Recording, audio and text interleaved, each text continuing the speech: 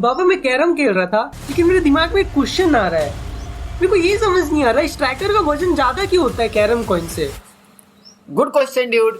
इसके लिए हमें पहले समझना होगा law of conservation of momentum. तो law of conservation of momentum states that momentum of a system before collision is equal to momentum of the system after collision until an unbalanced external force acts on the system। अरे रुको ये क्या बड़बड़ाया जा रहे हो। जानते हो definition उतना घुसता नहीं है। ये सिस्टम क्या बोल रहे हो आप। देखो ड्यूड, सिस्टम को समझते हैं जैसे एक ऑब्जेक्ट है ए और एक ऑब्जेक्ट है बी, तो इन दोनों को हम एक सिस्टम कह सकते हैं। जैसे तुम और तुम्हारा फ्रेंड, या तुम और तुम्हारी फ्रेंड। ओके बाबा समझ गया, ज्यादा मत बोलो आप। अच्छा ये बताओ, सिस्टम तो ठीक है, लेकिन ये कंजर्व्ड और एक्सटर्नल अनबैलेंस्ड फोर्स, थोड़ी डेफिनेशन को सिंपल भाषा में समझाओ बाबा। तो ड्यूड, कंजर्व्ड का मीनिंग है कि total momentum before collision will be equal to total momentum after collision until an external unbalanced force acts on the system. यानी कि अगर एफ नेट 0 रहेगा तो हमारा momentum of the system before collision will be equal to momentum of the system after collision. यही है law of conservation of momentum. लेकिन मुझे पता है तुम्हें ये तो समझ आया नहीं होगा अच्छे से, तो बाबा स्टाइल से समझते हैं। ओके तो ड्यूड, ये है तुम्हारा दोस्त आयुष और ये उसकी अच्छी फ्रेंड पायल। तो अभी पायल के पास है 2 टॉफी और तुम्हारे पास है 8 टॉफी। तो अभी इस सिस्टम के पास जो है पायल और आयुष का एक सिस्टम, उसके पास अभी टोटल कितनी टॉफी है ड्यूड? 10। तो टोटल है 10। ओके ठीक है। अब अगर पायल 2 टॉफी तुमसे मांग लेती है तब देखो क्या होगा। अब पायल के पास कितनी टॉफी है ड्यूड? 4। तुम्हारे पास 6 और सिस्टम के पास अभी भी टोटल टॉफी कितनी है? 10 चॉकलेट है बाबा। तो तुम देख सकते हो कि सिस्टम का अभी भी कंजर्व्ड है टोटल टॉफी। ओके मतलब पहले जितना टॉफी था देने के पहले और देने के बाद जितना टॉफी है, तो टोटल तो इक्वल ही है, मतलब कंजर्व्ड है। एग्जैक्टली। अब पायल एक और टॉफी अगर तुमसे मांग लेती है तब देखो, अब पायल के पास कितनी टॉफी बची? 5। तुम्हारे पास 5। टोटल सिस्टम के पास कितनी टॉफी है? 10। अभी भी 10 है बाबा। तो तुम देख सकते हो कि सिस्टम के पास अभी भी 10 टॉफी कंजर्व्ड है, लेकिन तुम्हारा और पायल का इंडिविजुअल अलग अलग चेंज हो रहा है।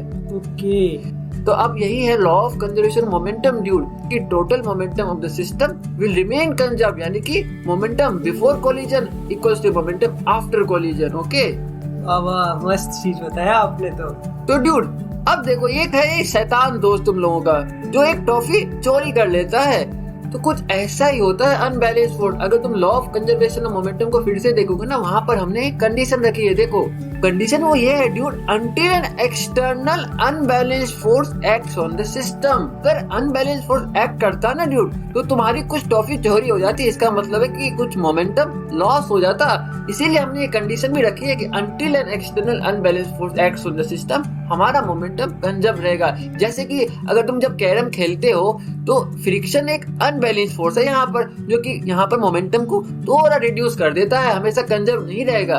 ओके यहाँ मतलब फ्रिक्शनल फोर्स चोर है दोस्त की तरह। हाँ ड्यूड, लेकिन अभी तुम्हें बस ये ध्यान रखना है कि law of conservation of momentum क्या होता है। ओके बाबा ये सब तो ठीक है, लेकिन आप जानते हो फिजिक्स में बिना मैथ्स के कुछ होता नहीं है। प्रूव करके दिखाओ मेरे को मैथमेटिकली कैसे ये हो रहा है। ठीक है ड्यूड, तो अब प्रूफ करते हैं। ये स्ट्राइकर जिस पे कुछ फोर्स लगाया तो इसके कारण इसकी इनिशियल वेलोसिटी हो गई u1। ओके, ये है कॉइन जो कि अभी तो रेस्ट पे था, लेकिन तुम फिलहाल के लिए इसकी इनिशियल वेलोसिटी को u2 मान लो। अब देखो दोनों टकराए तो इसकी फाइनल वेलोसिटी हो गई, जो कॉइन था उसकी v2 एंड जो ये स्ट्राइकर था इसकी हो गई फाइनल वेलोसिटी v1। ठीक है ओके तो ड्यूड, ये है हमारा स्ट्राइकर और कॉइन का सिस्टम। तो स्ट्राइकर की इनिशियल वेलोसिटी थी u1 और कॉइन की इनिशियल वेलोसिटी है u2। यहाँ पर स्ट्राइकर और कॉइन कोलाइड कर रहे हैं। तो तुम मुझे पहले ये बताओ, स्ट्राइकर कॉइन पर एक फोर्स लगाएगा जिसकी वैल्यू होगी FSC, तो बदले में कॉइन भी स्ट्राइकर पे एक फोर्स लगाएगा ड्यूड, जो होगा FCS, और FSC equals to minus FCS according to Newton third law of motion. Okay बाबा। और इस कोलिजन के बाद स्ट्राइकर की फाइनल वेलोसिटी क्या है ड्यूड? स्ट्राइकर की फाइनल वेलोसिटी v1 है और कॉइन की v2 है। Okay, and mass of the coin is m2 and mass of the striker equals to m1।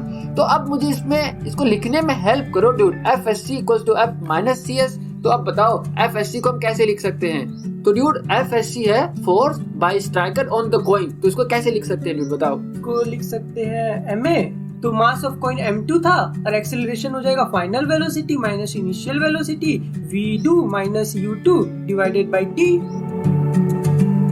Okay dude, तो अब ये बताओ जो फोर्स कॉइन लगाएगा स्ट्राइकर पर उसकी वैल्यू क्या आएगी?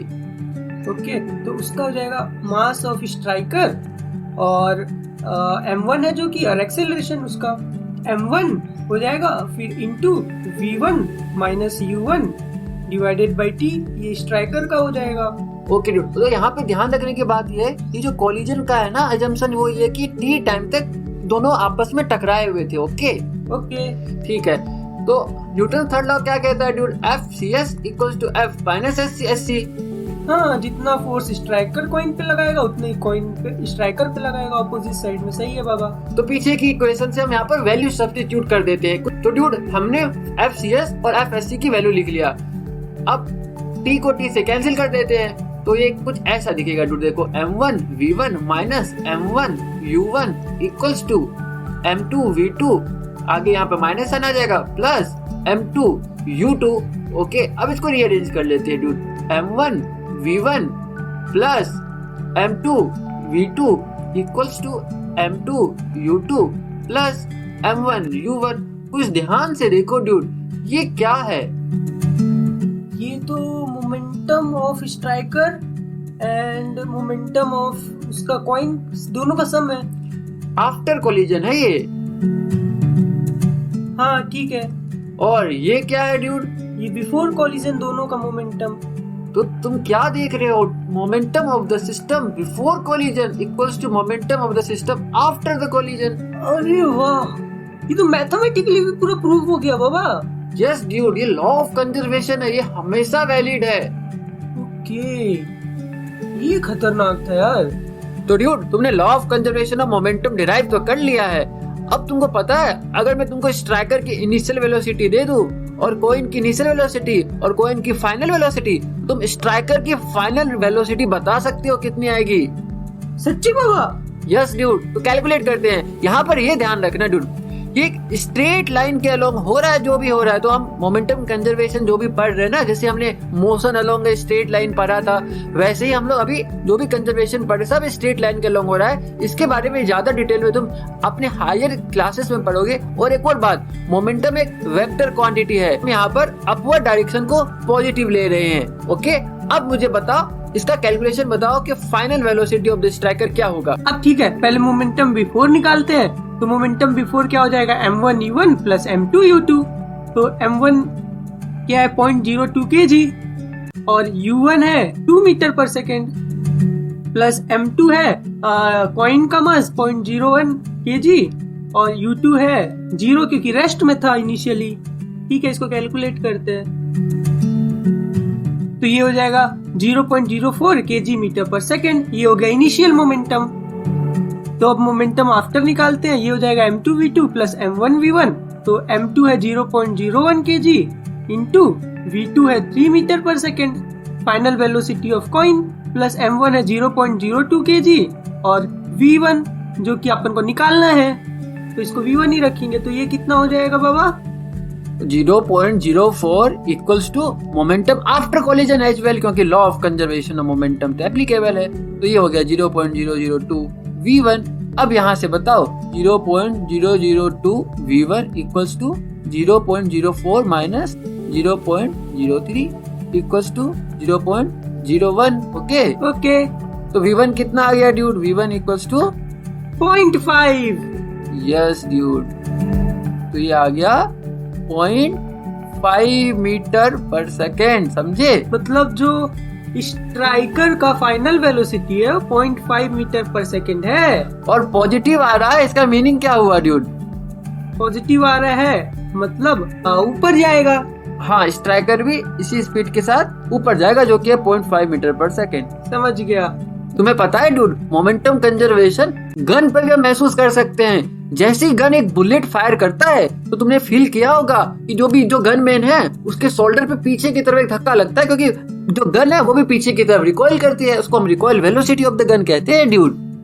अच्छा, आप ये कह रहे हो कि अगर गोली आगे जाएगा कुछ मोमेंटम से तो मोमेंटम तो कंजर्व्ड होना चाहिए, इसका मतलब गन भी पीछे जाएगा। Yes dude. क्योंकि मोमेंटम बिफोर तो 0 था, दोनों रेस्ट में थे, तो जब गोली आगे बढ़ रहा है इसका कुछ मोमेंटम है, उसको कैंसिल करने के लिए गन भी पीछे जाएगा। Yes dude. अच्छा एक बात बताओ बाबा, ये तो ठीक है, अगर मैं कुछ ऐसा गन लूं जो लगातार गोली छोड़ रहा है तो लगातार गन पीछे जाते जाएगा। यस ड्यूड, देखो कुछ इस तरह से due due due due due due. अच्छा मतलब गोली लगातार छोड़ रहा है तो गन पीछे जा रहा है लगातार। यस, तो पता है ड्यूड, रॉकेट के केस में भी कुछ ऐसा ही होता है। वहाँ पे बुलेट की जगह गैस लगातार नीचे की तरफ रिलीज होती है और रॉकेट अपवर्ड जाता है, समझे?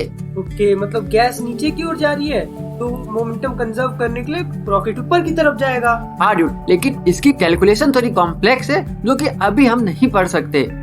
ओके, तो अब तुम्हारी मिस्ट्री को सॉल्व करते हैं कि हम हेवियर स्ट्राइकर क्यों यूज करते हैं कैरम में। ओके, तो देखो हमें पता है लॉ ऑफ कंजर्वेशन मोमेंटम क्या होता है। तो जब भी स्ट्राइकर और ये कॉइन कोलाइड करेंगे तो हमारा मोमेंटम तो कंजर्व रहेगा। तो m1u1 plus m2u2 equals to m1v1 plus m2v2। अब देखो ड्यूड, कैरम में जो हमारा मेन मोटो होता है वो होता है कॉइन को मूव कराना। अब स्ट्राइकर इसके बाद मान के चलो रेस्ट पर आ गया, ठीक है, यानी कि स्ट्राइकर की जो फाइनल वेलोसिटी है वो हो गई 0, यानी v1 हो गया 0। और इनिशियली तो कॉइन रेस्ट पे था तो जो u2 है वो 0 है। तो अब देखो इक्वेशन क्या बन गई, पर आ जाएगा m1u1 इक्वल्स टू m2v2, क्योंकि u2 तो 0 था और v1 भी हमने 0 एज्यूम कर लिया है। तो यहाँ से m1 यानी कि मास ऑफ स्ट्राइकर आ गया m2 into v2 upon u1। तो अब मुझे बताओ हम कैरम में क्या चाहते हैं। कैरम हम बेसिकली ये चाहते हैं जो v2 है यानी कि जो वेलोसिटी ऑफ कॉइन है वो ज्यादा हो जाए जब वो टकराए स्ट्राइकर से, यानी कि u1 से हम तो यही चाहेंगे ना ज्यादा रहे उसकी स्पीड। तो यहाँ से m1 क्या आ जाएगा m2 into v2 bye u1, और v2 बाय u1 तो ग्रेटर देन 1 होना चाहिए हमारा जो विश है। तो m1 ग्रेटर देन m2 होना चाहिए, इसीलिए हम हेवी स्ट्राइकर यूज करते हैं ड्यूड, समझे?